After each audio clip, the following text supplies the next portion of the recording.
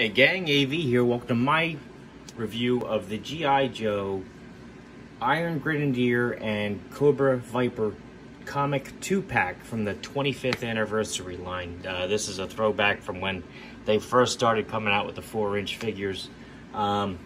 These figures are going to have a couple drawbacks because of that, because they hadn't mastered some of these molds early on like they had on later releases. But I already had this set and I actually got a second one for pretty damn cheap, so we're reviewing it now.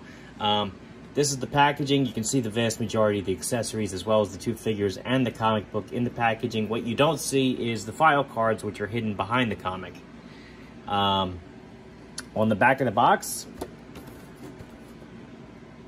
we have a cross sell for two other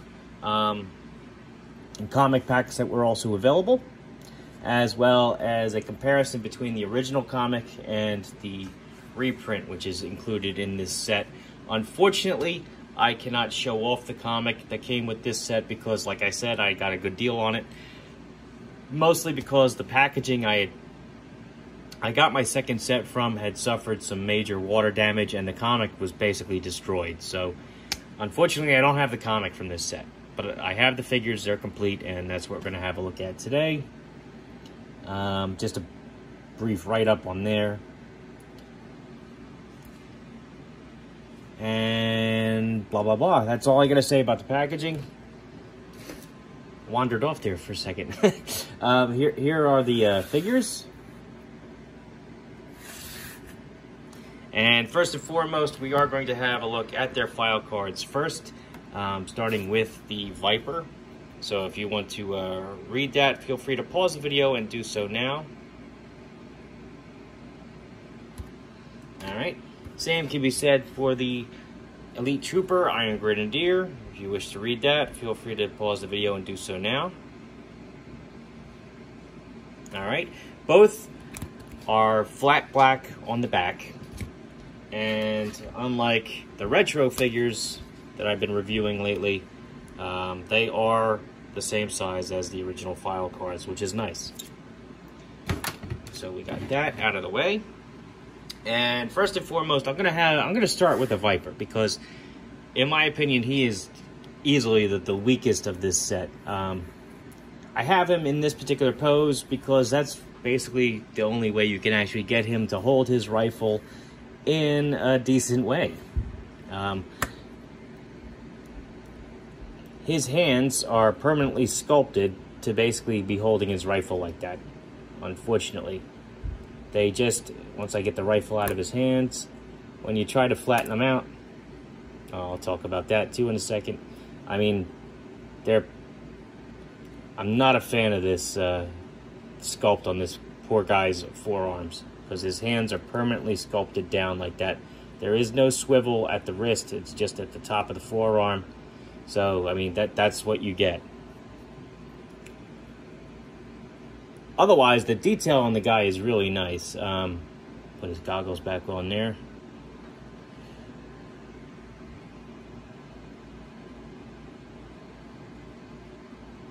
So, if you want to stick him in the back to help beef up your Viper army, you'll definitely look good back there, but by himself, I mean, those forearms kill it, unfortunately. I think it was the Pursuit of Cobra line, the Vipers that came out with that set. They not only had the chrome visors, but they greatly improved on the sculpt of this guy. So I definitely recommend you get those over the 25th anniversary versions. But anyway, have a look at his rifle first. Then I'll take his backpack off. Backpack.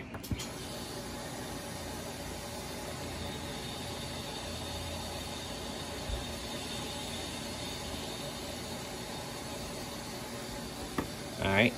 And you saw already his goggles,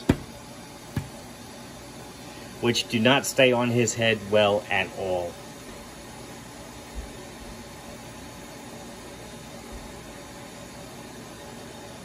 And since they don't even fit over his face plate, they can't really function as anything other than helmet decoration anyway.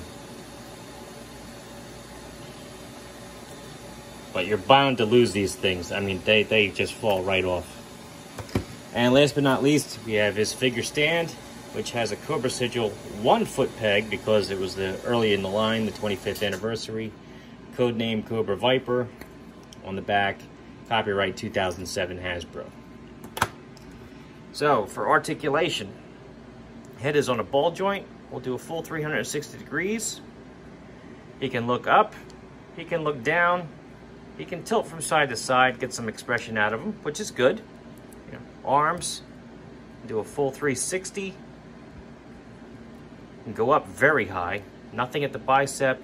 Elbows can bend about 90 degrees. Just funky. His arms are just funky all around. I mean, that's supposed to be straight out, and it's not. They swivel left to right. He's got a molded on elbow here, which prevents it from really doing a full 360, although you can if you just angle it out. Rotation here at the forearm, as I mentioned earlier, and that's it for the hands. He does have a diaphragm joint, which you can get some motion out of despite his flak vest, which you can remove, but I always have trouble putting these things back on, so I try not to. Legs, kick his legs up about that high, which is not that great. Back about that far. Legs about like this. Splits. Kick his heel back about like that. Ankles, full 360 degree rotation. Point his toes down and point his toes up slightly. So, I mean, okay articulation. It's just his arms. They suck. Goggles fall off all the time. Definitely my least favorite of this set. Which is a shame because, you know, he's a Viper. He's a fan favorite character. I kind of hope they would have made a better version of him. Especially right out the gate, like they, I'm gonna have to use this figure stand because he doesn't want to stand up right now. There we go. Alright, so Iron Grenadier. Much happier with this guy, I'll be honest. Alright, so first off, he has his little laser pistol, which on the original I believe was just a neon red, but this one's black. And it's very tiny. Unfortunately, he doesn't have a holster for this. I would have liked to have seen a holster for it, but he doesn't have one. Here is his submachine gun here.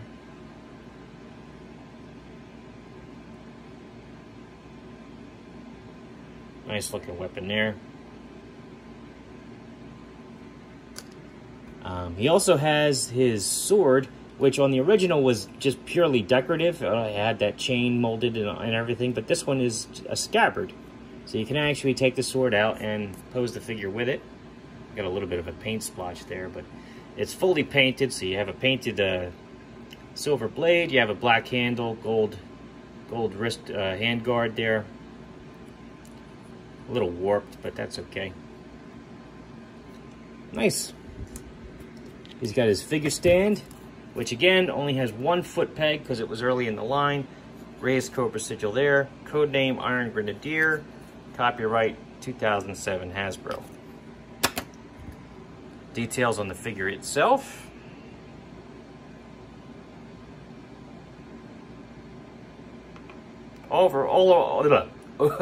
Overall, really nice job on this guy. I do like him quite a bit. He even has like a tiny little peg hole in his back there, which looks like you could peg something in there, but I don't believe he has anything that I can peg into there. So maybe it's just like something in the mold, maybe the figure that originally had this part. I don't know. I don't know what that's there for. If you do, let me know in the comments. But anyway. Not sure how well that's coming up on camera either. There you go, you can see it. It's got a little peg hole there in his lower back. Not sure what that's for. I really like the design of this guy. They did a good job.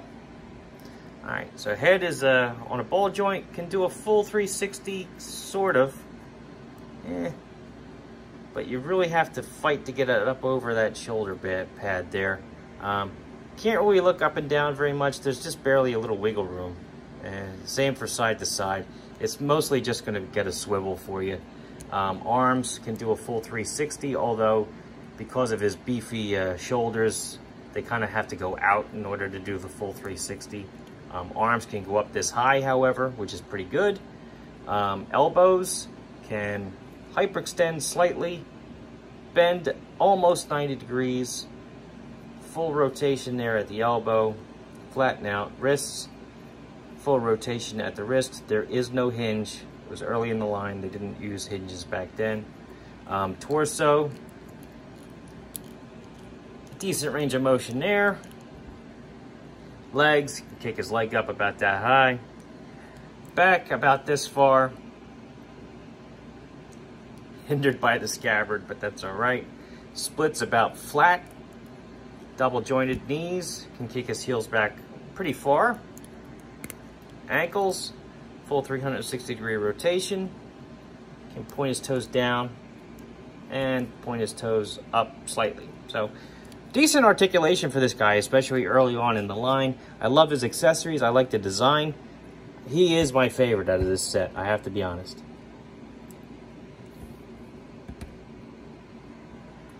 All right, let's do some size comparisons now. Get this stuff out of the way.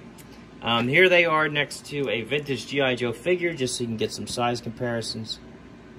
Keep in mind that the Viper is also on his figure stand, so that gives him an unfair advantage in this particular category. Vintage collection Luke Skywalker. Stand up. Stand up so I can get my hand out of the way. Come on. There we go. Boss Fight Studio Blank. He's visibly taller because they didn't go the full 4-inch size early on either. They were slightly less than 4 inches back then. Here's Marvel Universe Captain America.